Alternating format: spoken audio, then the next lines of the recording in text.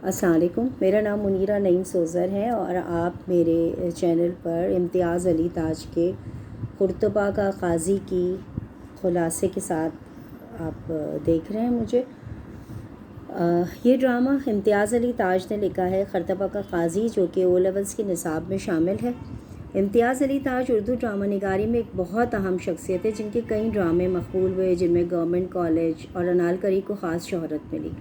اس کے علاوہ چچا چھکن کے نام سے ایک مزاحیہ کردار نے لازوال شہرت پائی۔ ان کی کامیابی کا راز یہ ہے کہ وہ موضوعات کو قدرتی انداز میں لکھتے ہیں، بہت متاثر کن انداز ہے ان کا۔ ان کی ادبی خدمات کی وجہ سے حکومت پاکستان نے انہیں تمغہ امتیاز سے نوازا۔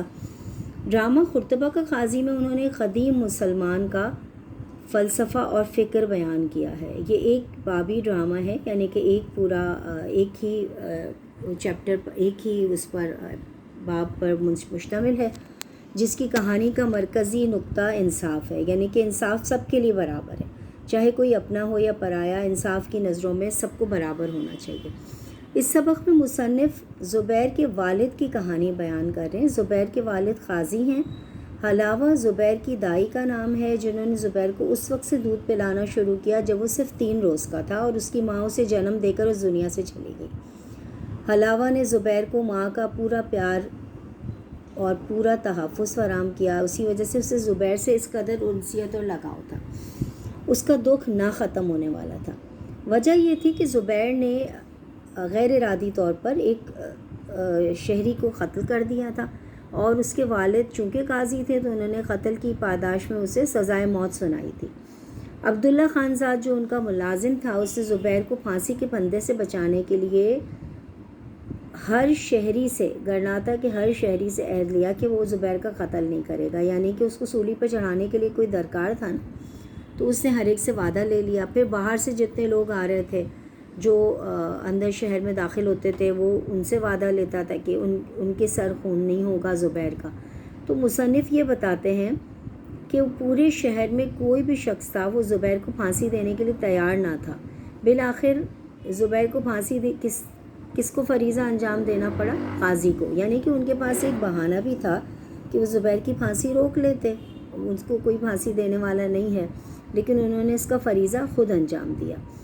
خرطبہ کا قاضی ڈرامے کے تمام اسلوب کو سمیٹتے ہوئے ایک مکمل اور بامقصد ڈرامہ ہے، انتہائی خوبصورت ڈرامہ ہے، اور پہلا پہلو جو انہوں نے مستحکم کیا ہے وہ یہ کہ ایک تاریخی داستان کو ہم جدید دور کے زاویے سے دیکھتے ہیں۔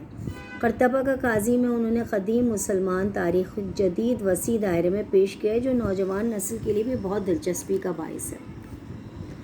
دوسرا پہلو یہ ہے کہ امتیاز علی تاج نے قاضی جیسے معتبر شخصیت کو اپنے ڈرامے کے ذریعے زندگی دی ہے۔ ان کے کردار کی ترکیب اور ان کے احساسات کو انہوں نے بہترین طریقے سے پیش کیا ہے، جو ڈرامے کی موثریت میں بہت اہم کردار ادا کرتا ہے۔ قاضی کی شخصیت کو محکم کرنے والا ایک مکالمہ، میں نے خود کو عدل کی راہ پر قرار دیا ہے، اور میرا ایمان ہے کہ جب تک میں عدل کی راہ پر ہوں اللہ میری مدد کرے گا، یہ قاضی کا ایک مکالمہ ہے۔ تیسری بات جو اہم ہے وہ یہ ہے کہ امتیاز علی تاج نے قاضی کے فیصلوں اور ان کے عدل کی راہ پر چلنے کے فلسفے کو بہترین طریقے سے پیش کیا ہے۔ اس کی مثال ہمیں حضرت محمد صلی اللہ علیہ وسلم کے زمانے سے بھی ملتی ہے کہ جب ان کے پاس ایک فاطمہ نامی خاتون، جو کہ بہت ہی بااثر قبیلے سے تعلق رکھتی تھی، اور لوگوں نے کہا کہ حضور صلی اللہ علیہ وسلم سے کہ اسے سزا نہ دیں، تو حضور صلی اللہ علیہ وسلم نے کیا کہا کہ اگر اس کی جگہ میری بیٹی بھی ہوتی تو میں اس کو بھی سزا دیتا، اگر اس کی جگہ میری بیٹی فاطمہ بھی ہوتی۔ تو اسلامی معاشرے میں انصاف کو، عدل کو اسی لیے اہمیت حاصل ہے، اور جو قومیں اس پر عمل کرتی ہیں وہی ترقی کی راہ پہ چلتی ہیں۔ تو امتیاز علی تاج کے اس ڈرامے کو پیش کرنے کا مقصد ہی یہ تھا کہ وہ آپ کو انصاف کا جو ہے، ہمیں اپنے قاری کو انصاف کا راستہ دکھائیں کہ انصاف ہوتا کیسے۔ تیسری بات یہ ہے کہ اس میں جو امتیاز علی تاج نے جو ہے یہ بہت اچھے طریقے سے، جو میں نے آپ سے کہا، پیش کیا ہے فلسفے کو، عدل کی راہ پر چلنے کو، ان کی زبان، ان کے احساسات اور ان کے اصولوں کو درست طریقے سے اجاگر کرنے کا ان کا ایک خاص مقام ہے۔ عدل کی بنیاد ہر معاشرت کے سرگرم رہنے کا مسئلہ ہے۔ یہ امتیاز علی تاج لکھتے ہیں، جب عدل غائب ہوتا ہے تو معاشرت کا انتظام کھلی بدعنوانی، بے قانونی اور نافرمانی کی سمت جاتا ہے، اور جب عدل موجود ہوتا ہے تو معاشرت امن اور ثبات کی طرف مائل ہوتی ہے۔ اس کو آپ ریلیٹ کر سکتے ہیں، بالکل ہر معاشرے کے حالات سے آپ اس کو ریلیٹ کر سکتے ہیں۔ پھر امتیاز علی تاج نے قرطبہ کا قاضی میں ترکیبی تجربہ کیا ہے۔ وہ داستان کو مختلف حوالوں سے دیکھتے ہیں، ان میں اہم واقعات کو موضوع ترتیب دیتے ہیں، اور ان کی داستان گوئی کا جو انداز ہے بہت مؤثر ہے، جو دیدار کرنے والوں کو، یعنی کہ جو ڈرامہ یہ دیکھ رہے ہیں، ان کو اپنی طرف کھینچتا ہے۔ امتیاز علی تاج منظر نگاری میں بھی ماہر ہے، جس طرح سے انہوں نے انارکلی میں منظر نگاری کی ہے۔ انارکلی بھی اے لیولس کے سلیبس میں ہے، اور وہ آپ پڑھیں گے اگر آپ امتحان دیں گے اس کا تو اس ڈرامے میں بھی انہوں نے اسی طرح سے بہت مناظر کو اس طرح سے بیان کیا ہے کہ ایسا لگتا ہے کہ ہم خود اس منظر کا حصہ ہیں۔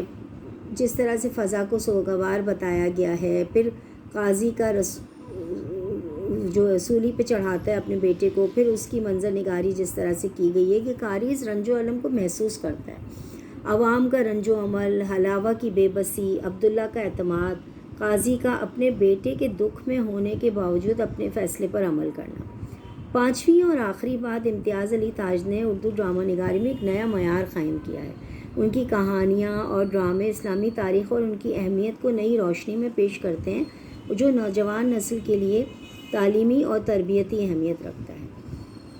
یہ جو ہے قاضی اسماعیل کی عظیم شخصیت کو بیان کرتے ہیں۔ اس میں یہ ہوتا ہے کہ جب وہ سارے لوگ منع کر دیتے ہیں سولی چڑھانے کو زبیر کو، تو پھر قاضی خود جاتا ہے اور وہ اپنے بیٹے کو سولی پہ چڑھاتا ہے، اور پھر جو اس کا واپسی کا منظر دکھایا گیا ہے کہ جب وہ واپس آ کر، اور وہ لکھا ہے کہ وہ ہمیشہ کے لیے اس کے کمرے کا دروازہ بند ہو جاتا ہے۔